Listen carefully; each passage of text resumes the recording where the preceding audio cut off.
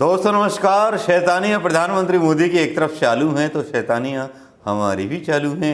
हम भी कहना चाहते हैं हिंदुस्तान की जनता से बहुत कुछ, लेकिन जब सबक सिखाने की बारी आती है, जब सब पर कंट्रोल प्रधानमंत्री मोदी जी का होता है तो हमें लगता है कि भाई प्रधानमंत्री मोदी जी का कंट्रोल है, इस पर तो हम कुछ कर नहीं सकते।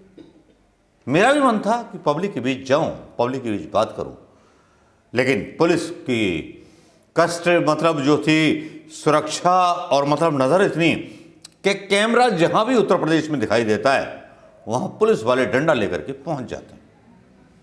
कोशिश मैंने भी की थी। यहां एक तरह से लोकतंत्र खत्म हो चुका है भाई साहब, मान लो तानाशाही शुरू हो चुकी है। मजा जब आता है जब सोशल मीडिया पर प्रधानमंत्री मोदी जी की डिग्री के बारे में बात होने लगती है, वो डाली जाती है, धूल पटास जो होता है वो सब यहां दिखाई देता है। लेकिन उससे भी बड़े मजे की बात जब होती है जब अंजना ओम कश्यप भारतीय जनता पार्टी के प्रवक्ता के तौर पर बात करती है और सीधे सीधे धमाका तौर पर कांग्रेस के प्रवक्ता से मात खा जाती है। बहस क्या थी? बहस थी संसद जो बनी है, ये होगा वो होगा, काले कपड़े पहनने हो, ये पहनने हो, वो। एक पत्रकार ने अपनी गरिमा इतनी गिरा दी और प्रधानमंत्री मोदी ने देश की गरिमा इतनी गिरा दी है इंटरनेशनल लेवल पर कि मैं आपको बता नहीं सकता। हाँ, हम यहाँ बैठे हुए टीवी ऑन करते हैं और टीवी ऑन करने के बाद समाचार देखते हैं जो मीडिया हमको दिखाता है। जब उन पर विश्वास नहीं होता तब हम सोशल मीडिया पर चले जाते हैं, लेकिन वहाँ की कहानी थोड़ी सी अलग होती है। वहाँ जब देखते हैं तब झटका लगता है कि ये क्या होने वाला है। यहां ऐसा ही कुछ हुआ जब अंजना ओम कश्यप ने भाजपा प्रवक्ता की तरह अपने डिबेट में काम करना शुरू किया तो कांग्रेस के प्रवक्ता ने धज्जियां उड़ा दी, और धज्जियां थोड़ी बहुत नहीं उतारी, पूरी तरह उतार दी। दोस्तों ये वीडियो तो देखना बनता है, आगे पीछे की आवाज़ हो थोड़ा एडजस्ट कर लीजिएगा, लेकिन इस वीडियो को देखिएगा जरूर। ये जवाब दीजिए और तस्वीरें दिखाइएगा जो प्रधानमंत्री अंदर गए हैं। जो ये वाली लोकसभा है इसमें आगे में जगह कम दिखाई दे रही है, कहीं इसमें भी कोई साजिश तो आपको नहीं दिख रही है? क्योंकि सब विरोध में काली शर्ट पहन के वेल में पहुंच जाते थे, अब वेल की जगह पहले से बहुत कम हो गई है। इसके बाद वाली जो तस्वीर है वो दिखाइए, उसमें वो हिस्सा दिख रहा है, वेल की जगह कम है। फिजूल खर्ची हो गई है क्योंकि मोदी जी ने बनवा दी। देखिए मोदी जी कोई घर से पैसे लेके आए, सरकार बनवा रही है। पहली फिजूल खर्ची जयराम जी ने, फिर कहूंगा मोदी जी ने बनवा दी। मोदी जी अपने मामा जी के यहाँ से पैसे लाए, टैक्स पेयर्स का पैसा। तो जयराम जी ने ट्वीट किया। सुनिए, अपने मामा जी के यहाँ से नहीं लाए, सरकार का पैसा, जनता का पैसा है।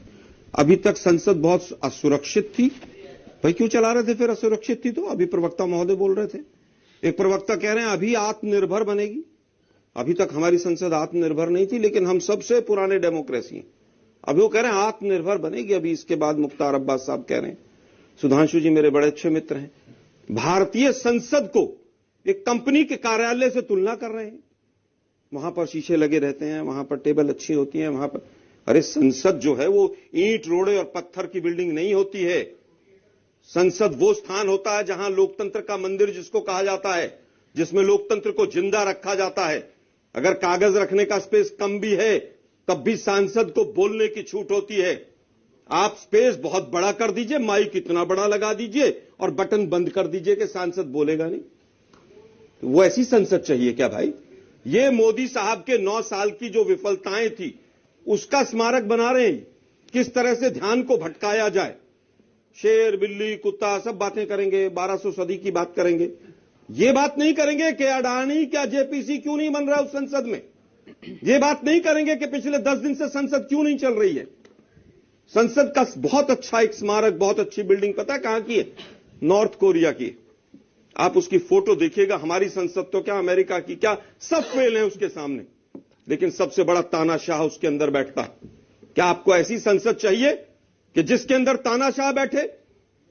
जिस संसद में 3 काले कानून किसानों के बिना डिस्कशन के पास हो जाए, जिसमें नोटबंदी जैसा कुकर्म बिना डिस्कशन के पास हो जाए, ऐसी संसद चाहिए आप लोगों को?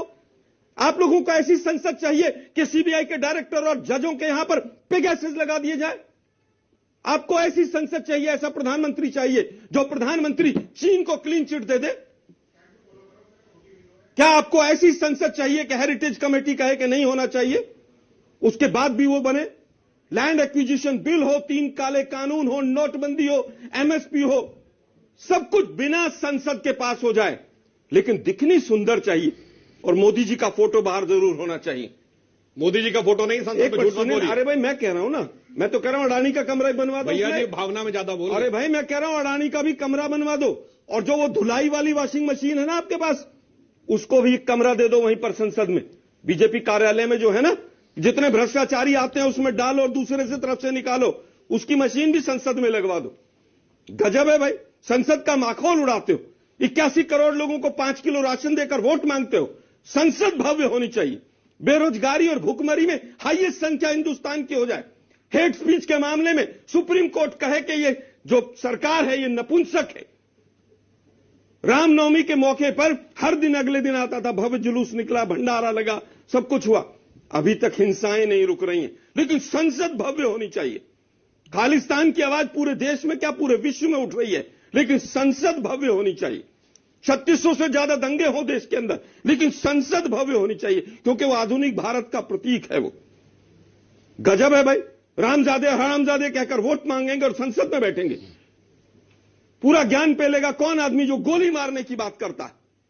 उसके बाद आप, अरे भाई सुनिए ना, कि मेरे शब्द थोड़ी ना, सारे शब्द आपके हैं, मेरे नहीं है शब्द। एमएलए खरीदेंगे, भाषा मत बोलिए। एमएलए खरीद कर सरकारें गिराएंगे, लेकिन संसद में लाइट अच्छी लगनी चाहिए। गजब है भाई। मोदी साहब 9 साल हो गए आपको प्रधानमंत्री बने हुए। एक मिनट, यहां पर संसद बहुत अच्छी होनी चाहिए। हिंदुस्तान की राजधानी देश की दिल्ली जो है, वो 12 जो मोस्ट पॉल्यूटेड सिटीज हैं उसमें टॉप में चली गई है। 2-2, 3-3 महीने स्कूल बंद करने पड़ते हैं, लेकिन संसद में फव्वारा जरूर लगना चाहिए। गजब है भाई, सारे स्कूल बंद हो जाए। अभी 60,000 के करीब पिछले 9 सालों में स्कूल बंद हुए हिंदुस्तान के अंदर, लेकिन संसद बहुत अच्छी होनी चाहिए, क्योंकि वहां पर शाह साहब को बैठना है, शहनशाह साहब को बैठना है। जितने राजा महाराजा, चाहे रोम के हों चाहे यूएसएसआर के हों, यूएसएसआर का विघटन हुआ तो तमाम मूर्तियां गिरा दी, तमाम पुरानी बिल्डिंगें गिरा दी। अब भारतीय लोकतंत्र इन बिल्डिंग और इन दीवारों से नहीं चलता। ठीक है, सुधांशु जी जवाब दीजिए। ये वीडियो आपने देख लिया होगा, ये चांस भी आपने देख लिया होगा, और इसमें अब राहुल गांधी का जिक्र कहीं नहीं आता। यहां जिक्र आता है लोकतंत्र का, यहां जिक्र आता है उस महल का जो प्रधानमंत्री मोदी ने पता नहीं कितने करीब आशियाना उजाड़ने के बाद बनाया। ये नया संसद भवन है नए इंडिया का, जिस नए इंडिया में रिश्वतखोरी का बाजार गर्म है।